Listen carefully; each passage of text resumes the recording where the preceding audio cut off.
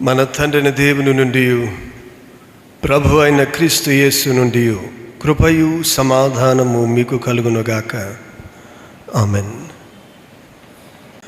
దేవుని యందు ప్రియమైన స్నేహితులారా, విశ్వాసులారా, ప్రభు నామంలో మీ అందరికీ శుభాలు తెలియజేస్తున్నాను. మరి ఒక పరిశుద్ధ దినం, ప్రభు దినం, దేవుని సన్నిధానంలో చేరి దేవుని వాక్యాన్ని ధ్యానించే ఈ భాగ్యం కొరకే దేవునికి నిండు వందనాలు చెప్పుకుందాం. పునరుత్థానం తర్వాతి ఆదివారాల్లో మనం ఉన్నాం. ప్రభు యొక్క పునరుత్థాన పరిచర్యను మనం జ్ఞాపకం చేసుకుంటున్నాం. ఆ క్రమంలో ఈ దినం దేవుని వాక్య పరిచర్య, దేవుని వాక్యం దేవుని బిడ్డలను, విశ్వాసులైన మనలను ఎంతగా తీర్చిదిద్దుతుందో ఈ దినాన్న మనం ధ్యానం చేసుకోబోతూ ఉన్నాం. అద్భుతమైన పాట మనం పాడుకున్నాం. దేవుని వాక్యాన్ని గురించిన గొప్ప వివరణ ఆ పాటలో మనం గ్రహిస్తున్నాం. ఆంధ్ర క్రైస్తవ కీర్తనలో ఉన్న కీర్తనలు చాలా వరకు అవి బోధించడానికి ఉపయోగపడే కీర్తనలు. కీర్తనల్లో కొన్ని స్తుతించడానికి, కొన్ని బోధించడానికి వ్రాయబడ్డాయి. అందుకని చాలా విలువైన, లోతైన, దైవికమైన విషయాలను మనం పాటలుగా పాడుకుంటున్నాం. ప్రబోధ కీర్తనలు అంటారు వీటిని. Psalms of instruction, psalms of instruction, ప్రబోధాత్మకమైన కీర్తనలు మన ఆంధ్ర క్రైస్తవ కీర్తనలో మనం చూస్తున్నాం. ఇందులో ఉన్న ఉద్దేశం ఏంటంటే, ఏదో విధంగా వాక్యం మనల్ని పట్టుకోవాలి, ఏదో విధంగా వాక్యం మన వంట పట్టాలి. అంటాం కదా, భోజనం చేస్తున్నారు కానీ వంట పట్టట్లేదండి, ఎంత తిన్నా ఏమైపోతుందో తెలియట్లేదు, తల్లి అంత ఉసూరుమంటది, ఏమ్మా ఏంటి అబ్బాయి ఏంటి అంత సన్నగా ఉన్నాడంటే ఏం చేయమంటారండి, పెడుతున్నాను. అదే కొంచెం ఆవిడ లావుగా, ఆవిడ సన్నగా ఉందనుకోండి, ఏమ్మా అబ్బాయి కూడా కొంచెం పెట్టు, అంతా నువ్వే తినేకు అంటారు. అప్పుడు వెంటనే ఆవిడ ఏమంటుందంటే, భలేవారు పాస్టర్ గారు, ఏంటో వీడు ఎంత తింటున్నా వంట పట్టట్లేదండి. సంఘం పరిస్థితి కూడా చాలాసార్లు అలాగే ఉంటుంది. ఎంత వాక్యం వింటున్నా వంట పట్టని పరిస్థితి. అందుకనే ఏదో ఒక రీతిగా వాక్యం మన వంట పట్టేటట్టుగా చేయడానికి పాటలుగా, పద్యాలుగా, బుర్రకథలుగా, అనేక విధాలుగా దేవుని వాక్యాన్ని చొప్పించే ప్రయత్నం సంఘ పితరులు చేశారు. కాబట్టే ఆంధ్ర క్రైస్తవ కీర్తనలలో ప్రబోధాత్మకమైన కీర్తనలను మనం చూస్తున్నాం. విశ్వాస ప్రమాణం వాక్యం, వాక్యాన్నే విశ్వాస ప్రమాణముగా మనం చెబుతున్నాం, పదే పదే చెప్పుకుంటున్నాం. ఎందుకంటే అది మన నరనరాల్లో జీర్ణించుకుపోవాలనే ఉద్దేశంతో వాక్యాన్ని మనం ప్రమాణముగా చెప్తున్నాం. క్రీడ్ అంటాం దాన్ని.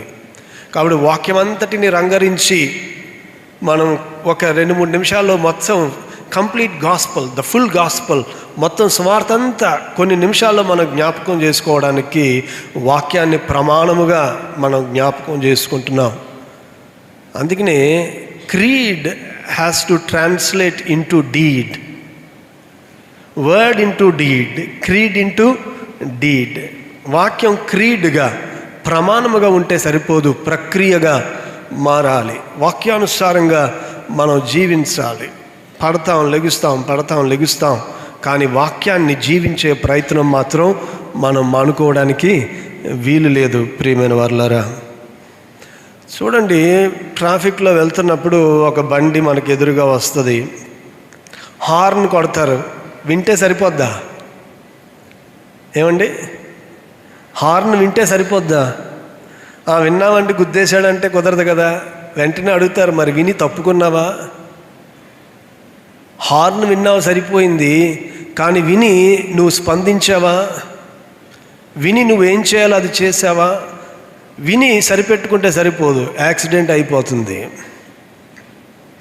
డాక్టర్ గారు ప్రిస్క్రిప్షన్ ఇస్తారు, ప్రిస్క్రిప్షన్ తీసుకున్నాం కదా అంటే జబ్బు తగ్గిపోద్దా? తగ్గిపోదు కదా. చాలా శ్రద్ధగా ప్రిస్క్రిప్షన్ తెచ్చుకుంటాం, కానీ ప్రిస్క్రిప్షన్ తెచ్చుకుని తల కింద పెట్టుకుంటే జబ్బు తగ్గిపోదు. మనం బైబిల్ ఎక్కడ పెట్టుకుంటామంటే, ఎక్కడ పెట్టుకుంటాం? బైబిల్ చదువుతావా? బైబిల్ని ప్రేమించడం అంటే తల కింద పెట్టుకోవడం కాదు. డాక్టర్ గారు ఇచ్చిన మందుల చీటి తల కింద పెట్టుకుంటే జబ్బు తగ్గదు. కారులో డాష్ బోర్డు మీద పెట్టుకుంటే జబ్బు తగ్గదు. హాల్లో చాలా అందంగా పెట్టుకుని దాన్ని అలంకరిస్తే నీ జబ్బు తగ్గదు. ప్రిస్క్రిప్షన్ ఏం చేయాలి అని అంటే దానికి స్పందించాలి. వెల చెల్లించి మందు కొనుక్కోవాలి, ఆ మందు క్రమముగా వేసుకోవాలి, ఆ మందుకు తగిన ఆహారాన్ని తీసుకోవాలి. ఇదంతా చేస్తేనే ఆ మందు నీ జీవితంలో పనిచేస్తుంది. అలాగనే దేవుని వాక్యం కూడా మన జీవితంలో పని చేయాలి. ప్రియమైన వారలారా, దేవుని వాక్యము మన జీవితంలో పని చేయాలి. క్రియ చాలా ప్రాముఖ్యం. వాక్యపు ప్రక్రియ చాలా చాలా ప్రాముఖ్యం. వాక్యము ప్రమాణముగా ఉంటే సరిపోదు. It is not enough for the word to become our creed, but word has to become our deed. వాక్యానుసారంగా మనం జీవించడం అనేది చాలా చాలా ప్రాముఖ్యం. అందుకని ఈరోజు మనం చదువుకున్న పత్రిక వాక్య భాగంలో యాకోబు రాసిన పత్రిక 1వ అధ్యాయం 22వ వచనములో, మీరు వినువారు మాత్రమై ఉండి మిమ్మును మీరు మోసపుచ్చుకొనకుండా వాక్య ప్రకారము ప్రవర్తించువారునై ఉండుడి. వాక్యాన్ని వింటే సరిపోదు. వాక్యాన్ని విని నువ్వు ప్రవర్తించట్లేదా? నువ్వు ఎవరిని మోసం చేయట్లేదు, నిన్ను నువ్వే మోసం చేసుకుంటున్నావు. మోసపోకుడి, దేవుడు వికిరించబడడు అని దేవుని వాక్యం సెలవిస్తూ ఉంది. నువ్వు వాక్యాన్ని అనుసరిస్తున్నావా, వాక్యాన్ని అనుకరిస్తున్నావా అనే సంగతి పక్కనోడికి తెలియదు, నీకే తెలుస్తుంది. ఎంతవరకు వాక్యం నీ జీవితంలో పని చేస్తుందనేది ఎవ్వరూ నిర్ణయించలేరు. తీర్పు దినాన దేవుడు నిర్ణయిస్తాడు, కానీ ఈలోగా అది నీకు మాత్రమే తెలుస్తుంది. ప్రియమైన, నీ ఆరోగ్యం మెరుగుపడుతుందా లేదా పక్కనోడు చెప్పలేడు, నువ్వే చెప్పాలి. నీ ఆధ్యాత్మికమైన స్థితిగతి నీ పక్కన వాడు చెప్పలేడు. అందుకనే ప్రతివాడు తన్ను తాను పరీక్షించుకోవాలని దేవుని వాక్యం సెలవిస్తూ ఉంది. కాబట్టి మోసపోకండి. మీరు వాక్యాన్ని వినువారుగా ఉండక దాని ప్రకారము ప్రవర్తించువారుగా మీరు ఉండాలి అని దేవుని వాక్యం మనకి జ్ఞాపకం చేస్తుంది. 25వ వచనం, యాకోబు పత్రిక 1వ అధ్యాయం 25వ వచనం. అయితే స్వాతంత్ర్యమునిచ్చు సంపూర్ణమైన నియమములో తేరి చూచి నిలకడగా ఉండువాడెవడో వాడు విని మరుచువాడు కాక క్రియను చేయువాడై ఉండి తన క్రియలో ధన్యుడగును. స్వాతంత్రమునిచ్చు పరిపూర్ణ నియమం అంటే ఏంటో కొంతసేపట్లో మనం ధ్యానం చేసుకుందాం. కానీ ఇక్కడ ఈ వచనంలో 2వ భాగం మీద మీ దృష్టి నిలపండి. దేవుని వాక్యం ఏం చెప్తుందంటే, వినుట వలన ధన్యత కాదు, కానీ విన్న దాని ప్రకారము నువ్వు చేస్తే ఒకడు తన క్రియ వలన ధన్యుడవుతాడు. వాక్యం వింటే దీవెన కాదు. ఎక్కడ సువార్త సభ అంటే అక్కడికి వెళ్ళిపోతావు. టీవీలో ఎంత వాక్యం ఉంటే అంత వాక్యం వింటావు. నువ్వేమనుకుంటావంటే గుడికి వెళ్ళాం, వాక్యం విన్నాం, ఆశీర్వాదం వచ్చేసింది అనుకుంటావు. దేవుని వాక్యం ఏం చెప్తుందంటే, నువ్వు వాక్యాన్ని వింటే ధన్యత కాదు. దేవుడు 2 కుమారులు ఉపమానం చెప్పాడు. ఒకడు తండ్రి చెప్తే వెళ్ళమంటే వెళ్తానన్నాడు కానీ వెళ్ళలేదట. ఇంకొకడు వెళ్ళనన్నాడు కానీ వెళ్ళాడంట. వీరిద్దరిలో ఎవరు తండ్రి చిత్తాన్ని జరిగించారు అని అంటే, మొదట వెళ్ళనన్నా కానీ వెళ్ళినవాడే తండ్రి చిత్తాన్ని జరిగించాడు. వెళతాను అంటే సరిపోదు, కన్సెంట్ ఈజ్ నాట్ ఇనఫ్.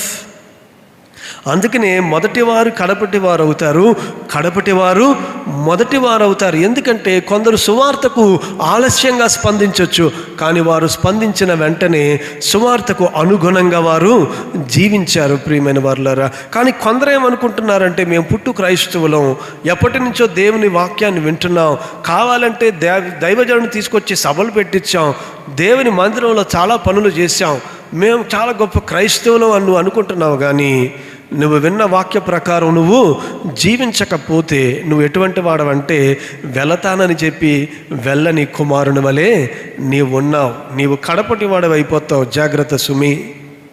అందుకని ధన్యత ఎక్కడుందంటే వినటంలో లేదు, కానీ విని వాక్య ప్రకారము జీవించుటలో ధన్యత ఉంది అనే సంగతి దేవుని వాక్యం మనకి జ్ఞాపకం చేస్తూ ఉంది. అందుకని ప్రభువారు కొండ మీద ప్రసంగం అంతా అయిన తర్వాత మత్తయి సువార్త 7వ అధ్యాయం ఒకసారి చూడండి. మత్తయి సువార్త 7వ అధ్యాయం 21వ వచనం. 5వ అధ్యాయం నుంచి 7వ అధ్యాయం వరకు కూడా కొండ మీద ప్రసంగం మనం చూస్తాం. 5వ అధ్యాయం ప్రారంభంలో ధన్యతలన్నీ ప్రభు చెప్పాడు. ఆ వాక్యం అంతా అయిపోయిన తర్వాత, కొండ మీద ప్రసంగం అంతా అయిపోయిన తర్వాత ప్రభు అస్సలైన ధన్యత ఏంటో చెప్తున్నాడు. అంటే ధన్యతలన్నీ కూడా నీ జీవితంలో నెరవేరాలనంటే ఈ ధన్యత ఉండాలి. అదేంటనంటే వాక్యము క్రియ అయిన ధన్యత. వాక్య ప్రకారము జీవించిన వాడు ధన్యుడు. ధన్యతలన్నీ నీ జీవితంలో నెరవేరాలంటే మూలం ఏంటి అనంటే దేవుని వాక్య ప్రకారము జీవించిన ధన్యత నీ జీవితంలో ఉండాలి.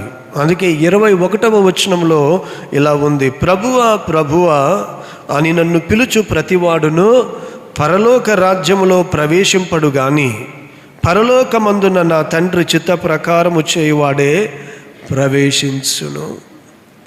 It's not consent but action. క్రియ ఉండాలి. ప్రభువా ప్రభువా అంటే ఏంటంటే ఒప్పుకోవడం. ప్రభు యేసు ప్రభు అని ఒప్పుకుంటే సరిపోదు, ఆ ప్రభు చిత్తానికి లోబడి జీవించాలి. ఆ ప్రభు చిత్తానికి లోబడి జీవించాలి. ఈయన తండ్రి చిత్త ప్రకారం చేయువాడే ప్రవేశించును అనే మాట. ఆ తర్వాత 24వ వచనంలో ఆయన అంటున్నాడు, మత్తయి సువార్త 7వ అధ్యాయం 24వ వచనం, కాబట్టి ఈ నా మాటలు విని వాటి చొప్పున చేయు ప్రతివాడును బండ మీద తన ఇల్లు కట్టుకొనిన బుద్ధిమంతుని పోలి ఉండును. వాన కురిసెను, వరదలు వచ్చెను, గాలి విసిరి ఆ ఇంటి మీద కొట్టెను, కానీ దాని పునాది బండ మీద వేయబడెను గనుక అది పడలేదు. మరియు ఈ నా మాటలు విని వాటి చొప్పున చేయని ప్రతివాడు ఇసుక మీద తన ఇల్లు కట్టుకున్న బుద్ధిహీనుని పోలి ఉండును. వాన కురిసెను, వరదలు వచ్చెను, గాలి విసిరి ఆ ఇంటి మీద కొట్టెను, అప్పుడు అది కూలబడెను, దాని పాటు గొప్పదని చెప్పాను. యేసు ఈ మాటలు చెప్పి ముగించినప్పుడు జనసమూహములు ఆయన బోధకు ఆశ్చర్యపడుచుండిరి. ఏలైనగా ఆయన వారి శాస్త్ర వలె కాక అధికారము గల వాని వలె వారికి బోధలో అధికారం ఎప్పుడు వస్తుందో తెలుసా? బోధలో అధికారం గొప్పగా బోధించినప్పుడు రాదు, బోధ ప్రకారం జీవించినప్పుడు అధికారము వస్తుంది. ప్రియమైన వారలారా, యేసు ప్రభు యొక్క బోధ శాస్త్రుల వలె లేదు. ఎందుకంటే శాస్త్రులు బోధించారే కానీ ఆ బోధించిన బోధ ప్రకారం వారు జీవించలేదు. యేసయ్యకు నువ్వు సాక్షిగా ఉండాలనుకుంటున్నావా? యేసయ్యను గురించి బోధించాలనుకుంటున్నావా? ఆ బోధ ప్రకారం జీవిస్తేనే నీ బోధ అధికారము కలిగిన బోధగా ఉంటుంది. ప్రియమైన వారలారా, అందుకని చూడండి, బండ మీద ఇల్లు కట్టడం చాలా టైం తీసుకుంటుంది, చాలా కష్టం. ఇసుక మీద ఇల్లు కట్టడం చాలా స్పీడ్గా కట్టేయచ్చు. ప్రియమైన వారలారా, అంటే దేవుని వాక్యం ఏం చెప్తుంది అని అంటే, కొంత ఆలస్యమైన దేవుని నియమ ప్రకారం, దేవుని రూల్ ప్రకారం ఈ లోకంలో జీవించాలంటే ప్రతీదీ ఆలస్యం అవుతుంది. నీ జీవితంలో ప్రతీదీ కష్టమే. వెంటనే ఇన్స్టెంట్ బ్లెస్సింగ్ ఉండదు. వాక్య ప్రకారం జీవించే వాడి జీవితం చాలా కష్టతరంగా ఉంటుంది. ప్రియమైన వారలారా, కానీ అది నిలిచి ఉంటుంది. దేవుని ఆధారం చేసుకొని జీవించే జీవితం అది నిలిచి ఉంటుంది. కానీ అలా కాకుండా తొందరగా అబ్బా ఇవన్నీ కాదండి, అలాగంటే అసలు కష్టం పని అవదంటారు కొన్నిసార్లు. మనకు పని అయిపోవడం కావాలి, కానీ ప్రభు అంటున్నాడు ఆ పని నిలిచి ఉండడం కావాలి. ప్రభు నన్ను ఎందుకు ఏర్పాటు చేసుకున్నాడో తెలుసా? మీరు నన్ను ఏర్పాటు చేసుకోలేదు, కానీ నేనే మిమ్మల్ని ఏర్పాటు చేసుకున్నాను. ఎందుకు ఏర్పాటు చేసుకున్నానంటే మీరు ఫలించుటకును మీ ఫలము నిలిచి ఉండుటకును నేను మిమ్మలను ప్రభువుకి ఊరికనే ఫలించడం కాదు, ఆ ఫలము నిలిచి. లోకరీతిగా నువ్వు ఫలించావా, నీ ఫలము నిలిచి ఉండదు.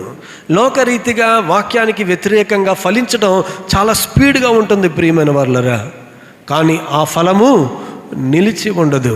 ప్రభువు నిన్ను నన్ను ఏర్పాటు చేసుకున్నది లోకరీతిగా ఫలించడానికి కాదు, ఆయనలో ఫలించడానికి.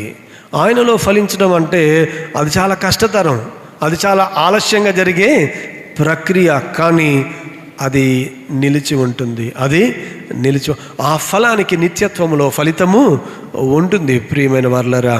అందుకనే ప్రభు ఇక్కడ చెప్తున్న మాట ఏంటంటే, వాక్యానుసారంగా మీరు జీవించండి, వాక్యానుసారంగా జీవించండి, విని వదిలిపెట్టేవారుగా ఉండకండి.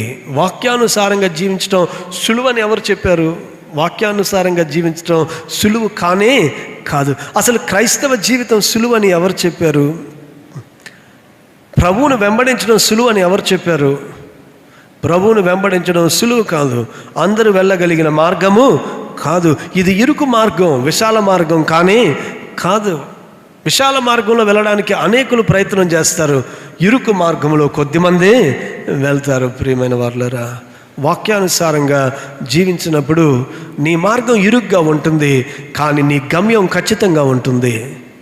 లోకానుసారంగా జీవించినప్పుడు నీ మార్గము విశాలంగా ఉంటుంది, కానీ నీ గమ్యము ఖచ్చితంగా ఉండదు. నీ గమ్యము అది నాశనమునకు పోవు మార్గము అని ప్రభువు చాలా స్పష్టంగా మనకి తెలియజేస్తూ ఉన్నాడు. లూకా సువార్త 10వ అధ్యాయం, లూకా సువార్త 10వ అధ్యాయం 28వ వచనం.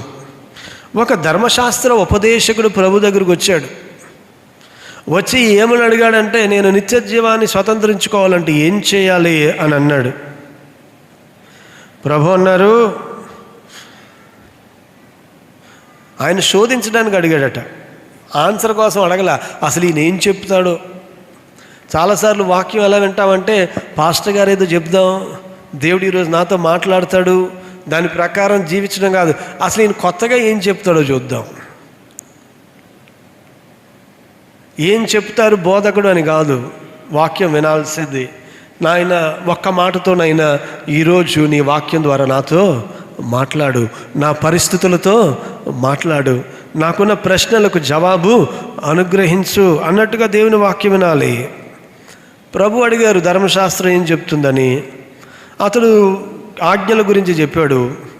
అప్పుడు ప్రభు అంటున్నాడు 28వ వచనంలో, నీవు సరిగా ఉత్తరం ఇచ్చితివి, ఆన్సర్ బాగానే చెప్పావు, వాక్యం అంతా బాగా తెలుసు, క్విజ్ పెడితే నీకే ఫస్ట్ ప్రైజ్ వస్తుంది, క్విజ్ పెడితే నీకే ఫస్ట్ ప్రైజు వస్తుంది, చాలా జ్ఞానం సంపాదించావు వాక్యంలో, నువ్వు సరిగా ఉత్తరం ఇచ్చితివి, అలాగూ చేయము అప్పుడు జీవించదవని అతనితో చెప్పాను. చాలా సింపుల్, నువ్వు కరెక్ట్ చెప్పావు, అలా చెయ్యి.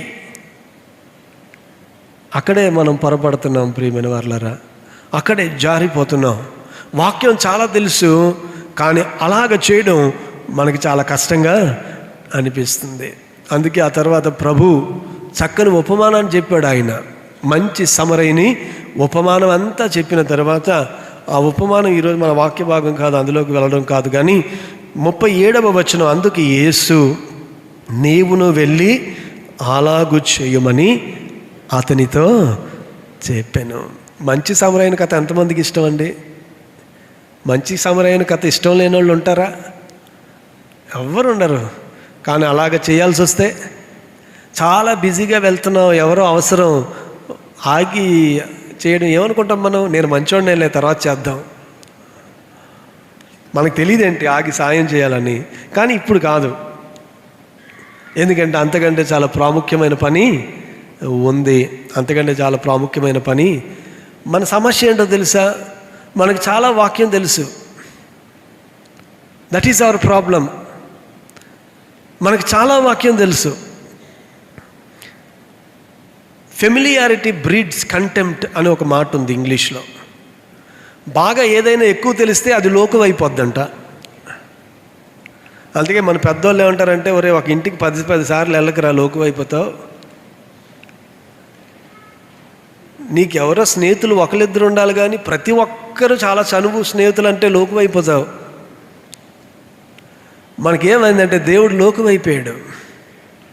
దేవుని వాక్యం లోకువైపోయింది. అది మన సమస్య. చాలా వాక్యం తెలుసు మనకి, కానీ ఎంత వాక్యం మన జీవితంలో ఫలిస్తుంది, ఎంత వాక్యం మన జీవితంలో. కాబట్టి వినువారుగా మాత్రమే ఉండకండి, వాక్య ప్రకారం జీవించువారుగా మీరు ఉండండి. ఎందుకంటే ఒకడు తన క్రియ యందు ధన్యుడవుతాడు. వాక్యానుసారంగా జీవించడాన్ని బట్టి ఒకడు ధన్యుడవుతాడని దేవుని వాక్యం చాలా స్పష్టంగా మనకి జ్ఞాపకం చేస్తుంది. సంఘంలో వాక్యం ఎలాగైపోయిందో చెప్పమంటారా? మనకి వాక్యం ఎలాగుందంటే, ఒక మంచి పాట ఎవరన్నా పాడారు అనుకోండి, ఎంత బాగా పాడారు పాట, చాలా బాగా పాడారండి, ఎంత బాగా పాడారండి, చాలా బాగా పాడారు. అలాగే వాక్యం అయిపోయింది. పాస్టర్ గారు చాలా బాగా చెప్పారు వాక్యం, మంచి వాక్యం చెప్పారు పాస్టర్ గారు.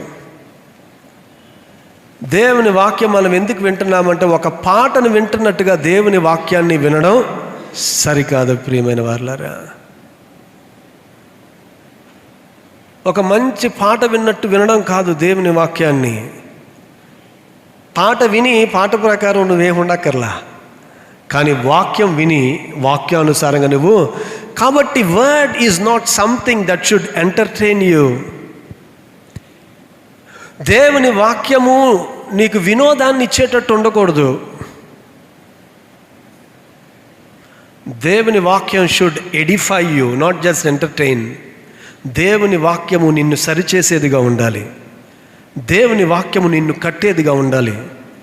దేవుని వాక్యము నీకు క్షేమాభివృద్ధి కలుగు చేసేదిగా ఉండాలి.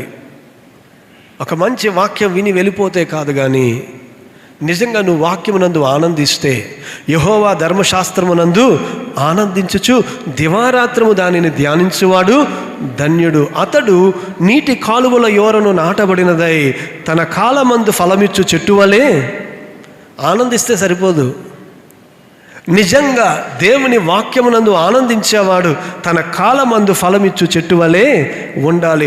అతడు చేయనదంతయు సఫలం చేయాలి. దేవుని వాక్యాన్ని, దేవుని వాక్యానుసారంగా నీ జీవితాన్ని కట్టుకున్నప్పుడు నీవు చేయనదంతయు సఫలమగును. ఓవర్ నైట్ అవదు. వాక్యం రాత్రికి రాత్రి ఫలించదు. అందుకే ఒక ఆయన అన్నాడు, gardening is not like cooking అన్నాడు. ఫలించడం అంటే వంట వండి పడేయడం కాదు, టైము పడుతుంది, సేద్యం చేయాలి. ఫలించడంలో ఉన్న ప్రాముఖ్యమైన విషయం ఏంటంటే సమయానికి స్పందించాలి ప్రియమైన వారులారా, సమయానికి స్పందించాలి. కాబట్టి వాక్యం విని శ్రోతలుగా వెళ్ళిపోకూడదు, వాక్యం విని శిష్యులంగా మారాలి. వాక్యం విని శిష్యులంగా. కాబట్టి మంచి వాక్యాన్ని నువ్వు విన్నావు. Do you want to end up as an audience or do you want to be a disciple? అద్భుతమైన వాక్యం విన్నావు.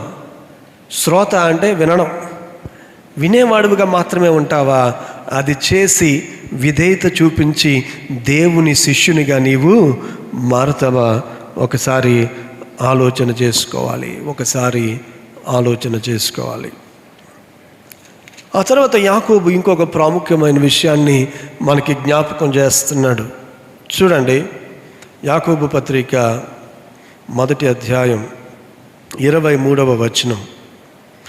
ఎవడైనను వాక్యమును వినువాడై ఉండి దాని ప్రకారము ప్రవర్తింపని వాడైతే వాడు అద్దములో తన సహజముఖమును చూచుకొని మనుష్యుని పోలి ఉన్నాడు. వాడు తన్ను చూచుకొని అవతలికి పోయి తాను ఎట్టివాడో వెంటనే మర్చిపోవును కదా. దేవుని వాక్యాన్ని నువ్వు చదువుతున్నావు, దేవుని వాక్యాన్ని వింటున్నావు, వెంటనే సరిచేసుకో. ఏమంటే అద్దంలో చూసుకున్నప్పుడు నువ్వేం చేస్తావు? ఏదో ప్రాబ్లం కనిపించింది, వెంటనే సరి చేసుకుంటావా? కొంతసేపు అయిన తర్వాత సరి చేసుకుందాం అనుకుంటావా? ఏమండి చెప్పండి. వెంటనే కదా, వెంటనే సరి చేసుకుంటావు. కొంతసేపు ఆగిన తర్వాత అంటే పక్కకి వెళ్ళాక అది మర్చిపోతావు. నువ్వు పక్కకి వెళ్ళిన తర్వాత మర్చిపోతావు. దేవుని వాక్యం నిన్ను కరెక్ట్ చేస్తున్నప్పుడు తర్వాత అనే ఉద్దేశం ఉండడానికి వీలు లేదు. ప్రియమైన వాళ్ళ, ఆ బైబిల్ ముయ్యక ముందే ఒక తీర్మానం నువ్వు చేసుకోవాలి. దేవుని వాక్యము దేవుని సన్నిధిలో నీతో మాట్లాడింది. దేవుని యొక్క ఆలయాన్ని విడిచి వెళ్ళక ముందే నీ జీవితంలో నువ్వు ఒక తీర్మానం చేసుకుని బయటకు వెళ్ళాలి. తర్వాత అని అంటే దేవుని వాక్యం నీలో పని చేయదు. రైతు విత్తనం ఎప్పుడు వేయాలా? వర్షం పడిన వెంటనే వేయాలి, లేకపోతే భూమి దున్నబడిన వెంటనే వేయాలి. అలా కాకుండా తర్వాత వేస్తానంటే అది ఫలిస్తుందా? ఫలించదు. విత్తనం వేసావు, నీరు ఎప్పుడు పోయాలా? మరలా వెంటనే నీరు పోయాలి. ఇమ్మీడియట్గా యాక్ట్ చేయాలి. దేవుని వాక్యం నీతో మాట్లాడుతున్నప్పుడు తడవు చేయకుండా వెంటనే నీవు స్పందించాలి, వెంటనే నీవు స్పందించాలి. అందుకని అద్దంలో నువ్వు చూసుకున్నావు, వెంటనే సరి చేసుకో. తర్వాత అన్నావంటే నువ్వేం సరి చేసుకోవాలో నువ్వు మర్చిపోతావు. తర్వాత అన్నావంటే నువ్వేం సరి చేసుకోవాలో నీవు మర్చిపోతావు. దేవుని వాక్యము అటు రీతిగా నీ జీవితంలో ఫలించాలని దేవుడు కోరుకుంటున్నాడు. అబ్రహాము ఎందుకు మనందరికీ మాదిరి అయ్యాడు? అబ్రహాము వెంటనే విధేయత చూపించాడు. ఆదికాండం 22వ అధ్యాయం చూడండి. చాలా కష్టమైనది దేవుడు అడిగాడు అబ్రహాం జీవితంలో. ఆదికాండము 22వ అధ్యాయం 1 నుంచి 3 వచనాలు చదువుకుందాం. ఆ సంగతులు జరిగిన తర్వాత దేవుడు అబ్రహామును పరిశోధించెను. వాక్యం నిన్ను పరిశోధిస్తుంది. దేవుడు తన వాక్యం ద్వారా నిన్ను పరిశోధిస్తాడు. God examines your life through his word. వాక్యం వినోదం కొరకు కాదు. దేవుని వాక్యం ద్వారా దేవుడు నిన్ను దర్శిస్తున్నాడంటే నిన్ను పరిశోధించడానికి, మనల్ని మనం పరిశీలన చేసుకోవడానికి దేవుని వాక్యం. ఎట్లనగా ఆయన అబ్రహామా అని పిలువగా అతడు చిత్తము ప్రభువా అనెను. అప్పుడు ఆయన, నీకు ఒక్కడయున్న నీ కుమారుని అనగా నీవు ప్రేమించి ఇస్సాకును తీసుకొని మోరియా దేశమునకు వెళ్ళి అక్కడ నేను నీతో చెప్పబోవు పర్వతములలో ఒకదాని మీద దహనబలిగా అతని అర్పించుమని చెప్పాను. రాత్రి చెప్పాడు దేవుడు. అబ్రహాం ఏం చేశాడు?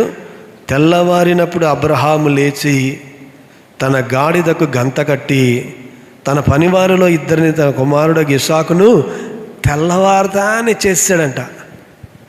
నేను అనుకుంటా ఇంకా నిద్రపోయి ఉండదు. ఆ మాట ఎప్పుడైతే వచ్చిందో అబ్రహాము తెల్లవారిన వెంటనే లేవడం కాదు, ఎప్పుడు తెల్లవారుతుందని కూర్చుని ఉంటాడు. That is implicit obedience. దేవుడు ఒక సంగతి నీకు చెప్తున్నాడు, దేవుడు ఒక సంగతి నీకు చూపిస్తున్నాడు. వెంటనే నువ్వు స్పందించకపోతే ఆ తర్వాత అపవాదిగాడు వస్తాడు. ఆడేమంటాడంటే ఇది నిజమా అంటాడు. ఏమంటాడు? ఏ మాత్రం డిలే చేసినా కానీ వెంటనే ఇంకొకడు ఉన్నాడు, ఆడు డిలే చేయడు.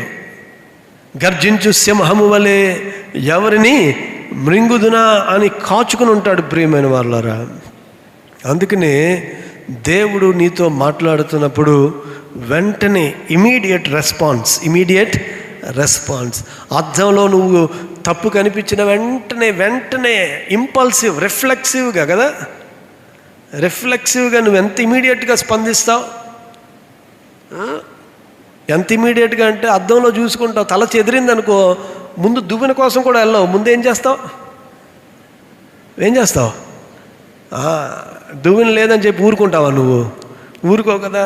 ఏది ఉంటే దాంతో నువ్వు వెంటనే సరి చేసుకోవడానికి ప్రయత్నం చేస్తావు. ఎందుకంటే ఆ తర్వాత దువ్వెన ఉండొచ్చు, కానీ దువ్వుకోవడానికి అర్థం ఉండదు. ప్రియమైన వాళ్ళరా, that is how we need to respond to the correction of God's word. When God's word corrects you, ఆ రీతిగా నువ్వు స్పందించాలి. లూకా సువార్త 5వ అధ్యాయం 11వ వచనం. లూకా సువార్త 5వ అధ్యాయం 11వ వచనం.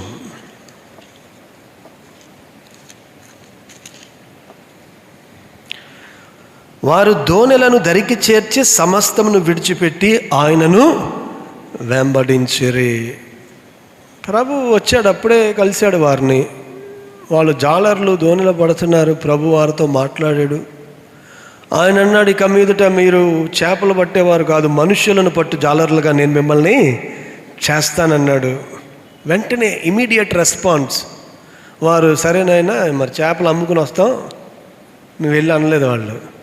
వెంటనే వారు సమస్తమును విడిచిపెట్టి ఆయనను వెంబడించారు. దేవుని పిలుపు, దేవుని హెచ్చరిక, దేవుని వాక్యం నీ దగ్గరికి వచ్చినప్పుడు.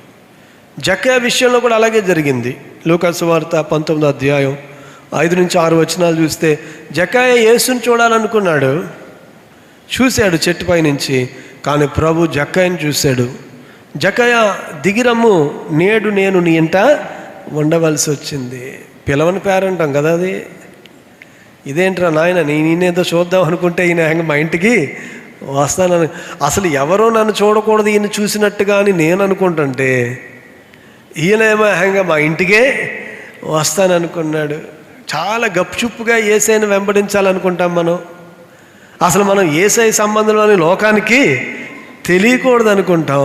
కానీ ప్రభు ఏమంటున్నాడంటే, నువ్వు క్రిందకి దిగిరా, నేను నీ ఇంట ఉండవలసి వచ్చిందంటే జక్కయ్య వెంటనే ఆకుల చాటున దాక్కోలేదు. ఆదాములాగా వెంటనే దిగి వచ్చాడు. దిగి వచ్చి యేసుని ఇంట చేర్చుకున్నాడు.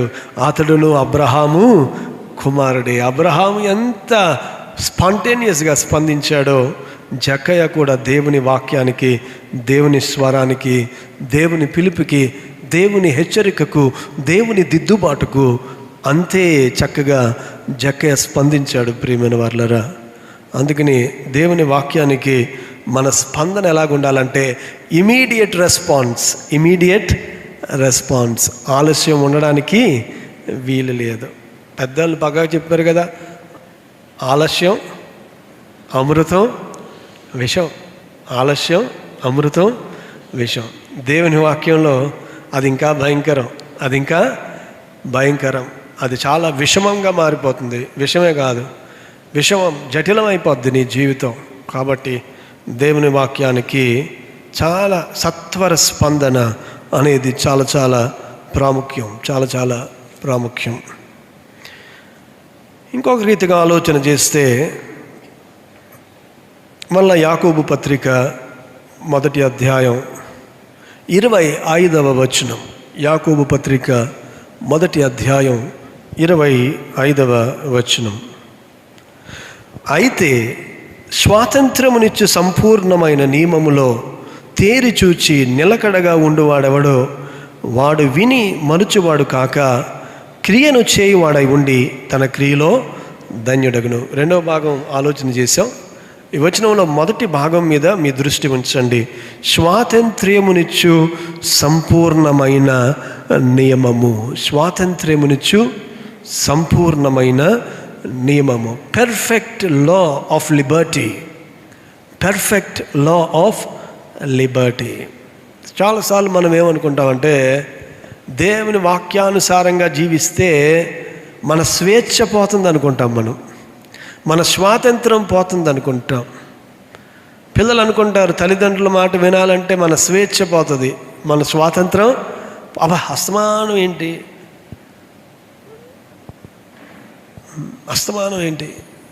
అస్తమానం చెప్తూ ఉంటారు. పెద్దలు అయిపోయి మీకు అసలేం అర్థం అవ్వట్లేదు. మన స్వభావం ఏంటంటే విదిలించుకుని వెళ్ళిపోయే స్వభావం. దేవుని దగ్గర కూడా అలాగే ఉంటాం. దేవుని వాక్యం మనతో మాట్లాడుతున్నప్పుడు, మన మీద ఆంక్షలు పెడుతున్నప్పుడు, మనకి ఆజ్ఞలు ఇస్తున్నప్పుడు, ఈ ఆజ్ఞలు, ఈ కట్టుబాటు, ఈ దిద్దుబాటు, ఈ కట్టడి మనకి ఎలాగుంటుందంటే మన స్వేచ్ఛను హరించి వేస్తున్నట్లుగా ఉంటుంది. కానీ దేవుని వాక్యం చెప్తుందంటే, ఈ యొక్క ధర్మశాస్త్రం, ఈ యొక్క వాక్యం నీ స్వేచ్ఛను హరించి వేయడానికి కాదు, అసలు నీకు నిజమైన స్వాతంత్రాన్ని ఇవ్వడానికే ఈ ధర్మశాస్త్రం. The perfect law of Liberty. ఒక ఉదాహరణ చెప్తాను. ట్రాఫిక్ రూల్స్ పాటిస్తే మనకి ఏమనిపిస్తుంది అంటే చాలా లేట్ అయిపోతాం, చాలా లేట్ అయిపోతాం అని ఎవరి కాళ్ళు నేను ఒక్కడనే కదా స్పీడ్గా వెళ్ళిపోదాం, నేను ఒక్కడనే కదా రాంగ్ రూట్లో వెళ్ళిపోదాం, నేను ఒక్కడనే కదా కొంచెం గాడి తప్పుదాం, లైన్ మారుదాం అనుకుంటాం. కానీ ఎప్పుడైతే ట్రాఫిక్ జామ్ అవుతుందో అప్పుడు అందరికీ రూల్స్ గుర్తొస్తాయి, ట్రాఫిక్ జామ్ అయినప్పుడు నువ్వు వెళ్దాం అనుకున్నా కంటే ఇంకా లేట్ అవుతుంది. కానీ రూల్స్ గుర్తొస్తాయి, కానీ ఎదుటోటి రూల్ ఫాలో అవ్వలేదు అన్నదే గుర్తొస్తుంది అక్కడ కూడా. అందులో నేను కూడా భాగం అన్న సంగతి నీకు గుర్తు రాదు. ఇప్పుడు చెప్పండి, ట్రాఫిక్ రూల్స్ నీకు స్వతంత్రాన్ని ఇచ్చాయా, నీ స్వతంత్రాన్ని హరించాయా? ఆ ట్రాఫిక్ రూల్ ఉండడం వలన హాయిగా ఎక్కడ ట్రాఫిక్ జామ్ లేకుండా, కంజెషన్ లేకుండా, యాక్సిడెంట్ కాకుండా చాలా హాయిగా వెళ్తున్నావు నువ్వు. కానీ ఎప్పుడైతే ట్రాఫిక్ రూల్ ఎవరి కాళ్ళు నేను ఒక్కడనే కదా అని మానేశారో అప్పుడు ఎవరికి స్వాతంత్రం లేదు. అందరి జీవితాలు స్తబ్దమైపోయినాయి. దేవుని వాక్యం కూడా అలాగే ఉంటుంది ప్రియమైన వారలారా. వాక్యానుసారంగా జీవిస్తున్నప్పుడు నీవు అనిపిస్తుంది ఏంటంటే అబ్బా థ్రిల్ లేదనిపిస్తుంది. స్పీడ్ థ్రిల్స్ బట్ కిల్స్ అన్నారు కదా, స్పీడ్ థ్రిల్స్ బట్ కిల్స్. దేవుని వాక్యాన్ని అనుసరించని జీవితం చాలా థ్రిల్లింగ్గా ఉంటుంది. చెప్పాను కదా, పాపం ముందు చాలా సరదాగా ఉంటుంది, కానీ దాన్ని కాన్సిక్వెన్స్ ఫేస్ చేయాల్సినప్పుడే సరదా తీరిపోద్ది అన్నా కదా. సరదా తీరిందా? దేవుడు కూడా అలాగే అంటాడు అనమాట, సరదా తీరిందా నాయన? ప్రియమైన వారలారా, వాక్యం ఏం చెప్తుందంటే వాక్యానుసారంగా నువ్వు జీవిస్తే there is liberty in the perfect law. పరిపూర్ణమైన దేవుని వాక్యము నీకు స్వతంత్రాన్ని ఇస్తుంది. ఏదైనా అంతే. రుచికరమైన ఆహారం చాలా టేస్టీగా ఉంటుంది, ఆరోగ్యకరమైన ఆహారం చాలా చప్పగా ఉంటుంది. దేవుడి వాక్యం ఆరోగ్యకరం. అందుకే వాక్యం ఏం చెప్తుందంటే ఇది నోటికి చేదుగా ఉంటుంది కానీ కడుపుకి అది మేలు చేస్తుంది, తీయగా ఉంటుంది. కానీ లోకరీతి అయిన ఆహారం ఎలాగుంటుంది? అది నోటికి చాలా బాగుంటుంది కానీ చివరకు నీకు అది చాలా కీడు చేస్తుంది. అందుకే పెద్దలు ఏమన్నారంటే ఆహారాన్ని ఔషధంగా తీసుకుంటే రేపు ఔషధాన్ని ఆహారంగా తీసుకోక్కర్లేదంట. అంటే 3 పూటలు తీసుకోక్కర్లేదు. మనం ఏం చేస్తున్నామంటే బాగున్నప్పుడు ఆహారాన్ని ఎలా తీసుకుంటున్నాం? ఔషధంగా తీసుకోవట్లా, దొరికింది కదా అని. ఎవరైనా తక్కువ తినని అన్నారనుకోండి, ఎందుకు వచ్చిన గొడవరా నాయన ఇదంతా అనిపిస్తుంది నీకు. దేవుడి వాక్యం అలాగే రిస్ట్రిక్టివ్గా ఉంటుంది. ఎందుకంటే ఈరోజు నీకు అది రిస్ట్రిక్షన్ ఇస్తుంది, కానీ అది నీ ఎముకలకు ఆరోగ్యాన్ని ఇస్తుంది, నీ జీవితానికి సత్తువ ఇస్తుంది. There is perfect law of freedom. అందుకే పరిశుద్ధుడైన పౌలు అంటాడు, నేను ప్రతీదీ చేయడానికి నాకు స్వాతంత్రము కలిగింది, కానీ నేను ప్రతీదీ చేయడం అది నాకు మంచిది కాదు అని అంటాడు. కాబట్టి ఏది చేయడానికన్నా స్వాతంత్రం ఉంది కదా అని ఇష్టానుసారంగా చేస్తే రేపొద్దున్న అది చేయడానికి నీకు జీవితం ఉండదు. అందుకే దేవుడు ఏమంటున్నాడంటే ఈ వాక్యానుసారంగా నువ్వు జీవిస్తే నువ్వు బ్రతుకుతావు, నిజమైన స్వాతంత్రాన్ని నువ్వు అనుభవిస్తావు. అందుకనే అద్దంలో చూసుకున్న వెంటనే ఎలాగైతే నీ జీవితాన్ని, నీ ముఖాన్ని సరి చేసుకుంటావో వాక్యాన్ని బట్టి నీ యొక్క జీవితాన్ని సరిచేసుకో, వాక్యాన్ని బట్టి నీ జీవితాన్ని సరిచేసుకో.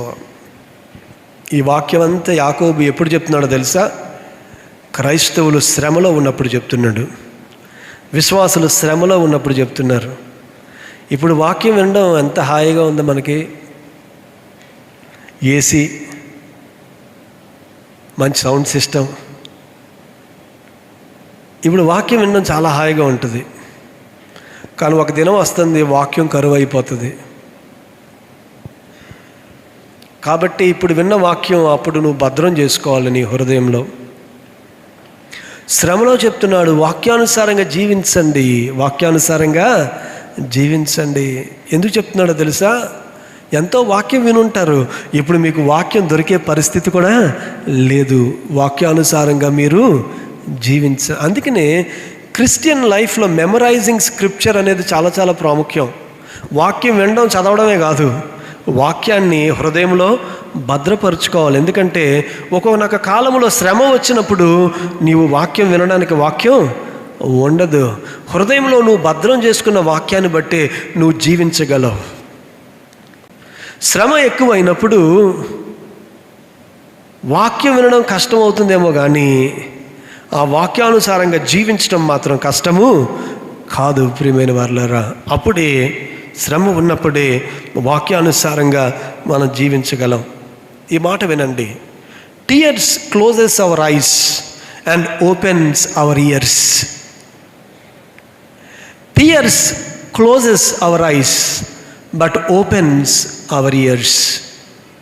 కన్నీరు నీ కంటిని మూసేటట్టు చేస్తాయి కానీ నీ చెవులు తెరుచుకునేటట్టు చేస్తాయి. అందుకే చాలాసార్లు చెప్పాను, పెయిన్ ఈజ్ గాడ్స్ మెగాఫోన్. కాబట్టి దేవుడు నీ శ్రమలో అప్పుడు నువ్వు వాక్యం వినే పరిస్థితి ఉండదు, కానీ నువ్వు విన్న వాక్యాన్ని నీకు జ్ఞాపకం చేస్తాడు. కాబట్టి మరింత జాగ్రత్తగా నువ్వు దేవుని వాక్కు వినడానికి, దేవుని స్వరాన్ని వినడానికి ఆసక్తి కలిగి నీ శ్రమలో పాస్టర్ గారి ప్రసంగం ఎక్కకపోవచ్చు నీకు, కానీ ఎప్పుడో నువ్వు హృదయంలో భద్రం చేసుకున్న ఆ వాక్యం ద్వారా దేవుడు నీ శ్రమలో నీతో మాట్లాడతాడు. ప్రియమైన వాళ్ళరా, దాన్ని నీకు జ్ఞాపకం చేస్తాడు.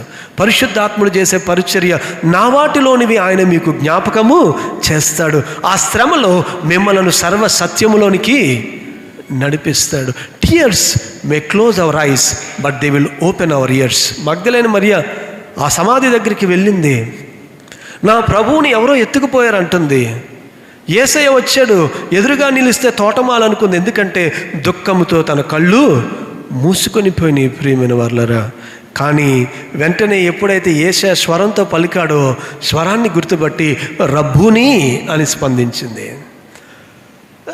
నీ దుఃఖములో నీ కళ్ళు మూసుకుపోతాయేమో కానీ నీ చెవులు చాలా గొప్పగా పనిచేస్తాయి. ఆ సమయంలో నీవు ప్రభు స్వరాన్ని గుర్తుపట్టగలిగిన విశ్వాసిగా ఉండాలంటే వాక్యాన్ని నీ హృదయంలో భద్రం చేసుకోవాలి. వాక్యాన్ని నీ హృదయంలో భద్రం చేసుకోవాలి. ప్రభువు పునరుత్థానుడైన క్రీస్తు ఆ పరిచర్య చేస్తున్నాడు మన జీవితంలో. వాక్యాన్ని గుర్తు చేసే పరిచర్య, వాక్యం కొరకు మా కన్నులు తెరిచే పరిచర్య, వాక్యం కొరకు మన మనసులను తెరిచే పరిచర్య ప్రభు చేస్తూ ఉన్నాడు. యోహాను సువార్త